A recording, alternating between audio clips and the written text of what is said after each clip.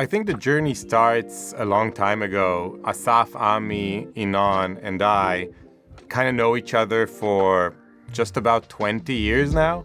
We all started a company called Adalom. It was a SaaS security company. It was Index were one of our investors. It was acquired by Microsoft for $320 million. And I traveled around the world with my wife. And as we finished traveling, Asaf called us. We did like a group, kind of like a call on WhatsApp. And he was like, what do you think about, opening another company? Do I want to start another startup again? Does that make any sense? And of course, my answer was yes. There's just like so much energy in a startup, and there's like so much adrenaline. It is quite like addictive. There's nothing that compares to, the amount of excitement. So that was around 4.5 years ago. We started Wiz. We raised $1.9 billion up to this day. We've just reached $500 million ARR, the fastest growing SaaS company in history. But to be honest, the biggest parts are still ahead of us.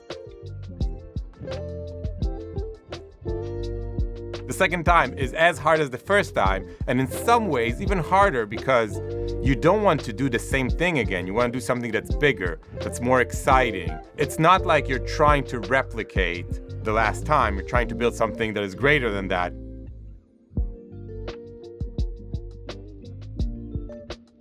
We've been working with each other for like almost 20 years, right? The level of trust between the founders is very, very, very high. We never try to ping each other, check what someone's doing to validate that it is to your liking. We respect each other and respect what everyone is good at.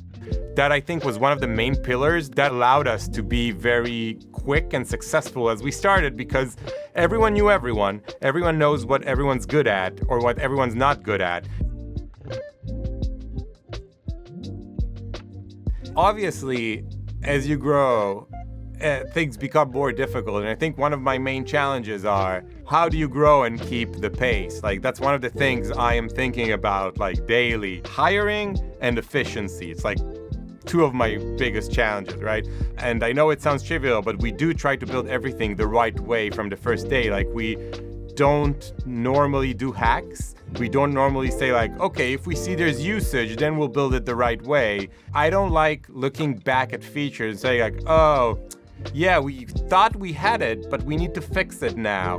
Because like basically that means that your roadmap is always filled with like maintenance work. When you build something right, you have much more resources to invest in innovation rather than maintenance.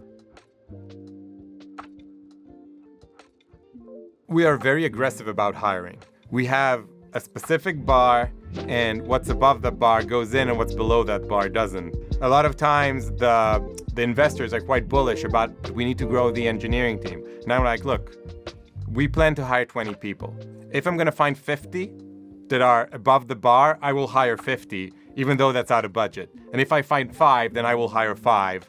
And at first it was quite difficult, and the investors were quite bullish about like, but you said 20, right? And I did say 20, but that's the bar and that's the way we go.